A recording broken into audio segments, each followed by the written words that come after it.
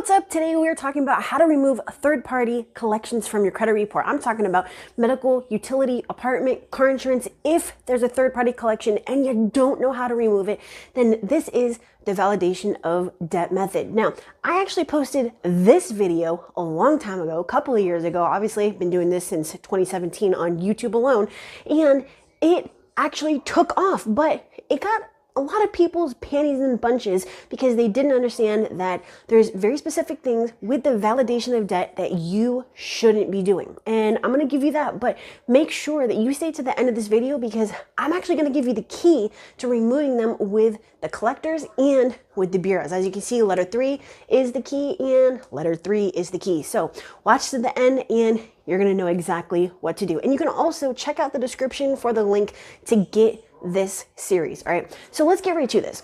First thing that you need to know is that removing third-party collections is probably the easiest type of account that you could possibly remove in dispute, right? I mean, if you're looking at third party versus debt buyer versus, charge off, obviously third party is going to be the easiest, okay? And out of third party, medical is going to be easier than apartments, easier than car insurance, and easier than utilities, okay?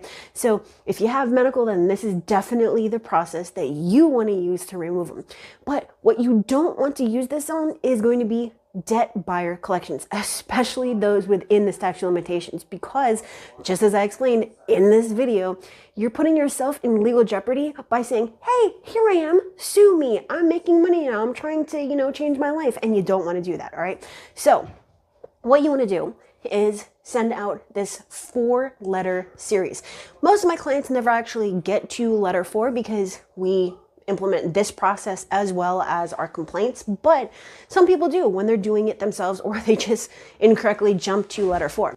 Okay, so letter 1 is the validation of debt. It's very straightforward. I don't have to explain that. Letter 2, there's 2A for if they respond, and letter 2B if they do not respond.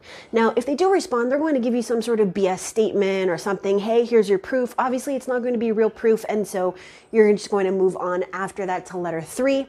If they do not respond, you're also going to go to letter 3 where this is the key. Now, make sure you watch to the end of the video because I'm going to explain the difference between the key over here and the key over here and timing. It's super, super, super, super imperative, all right? So they're required to enter the notice of dispute. They are not going to enter it. 9 times out of 10, they're not going to, and that is why this works. Letter 4, you're probably not going to have to utilize it. It's where you actually go to the court, you're going to file against them, send a copy of it with your letter.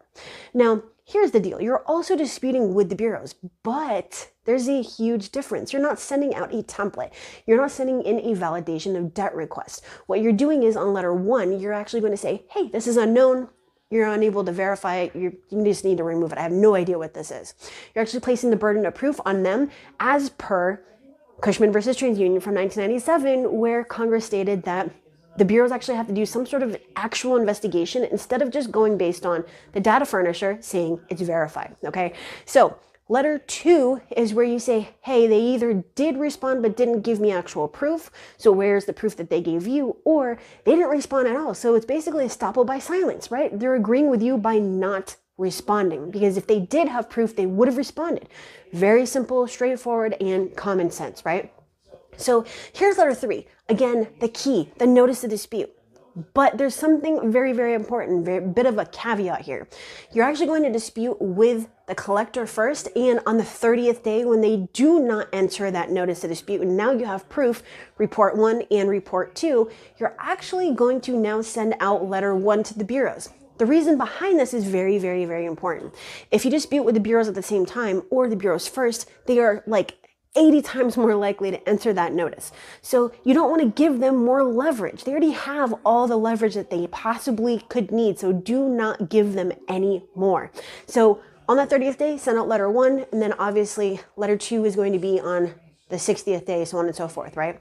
So with the bureaus, it is FCRA 623 where it states that they're required to enter the notice of dispute versus the FDCPA with the collector, okay? But the key to removing these is exactly the same.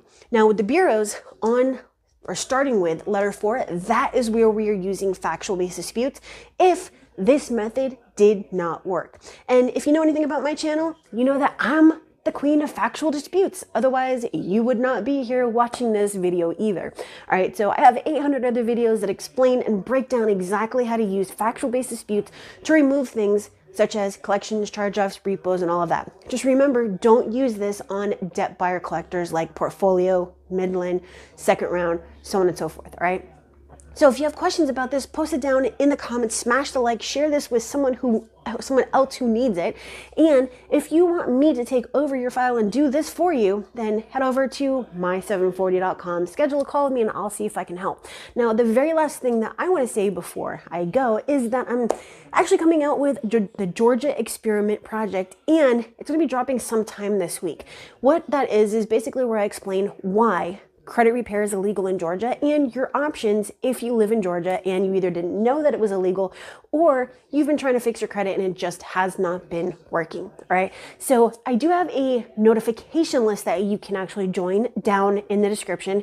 And if this is just something where you're interested in seeing it, well, then make sure that you are subscribed and get notifications to my channel so that you'll know exactly when it drops, all right? So anywho, that is it for today. This was how to remove collections, third-party collections specifically, from your credit report using the validation of debt process. And again, this was video 1. All right.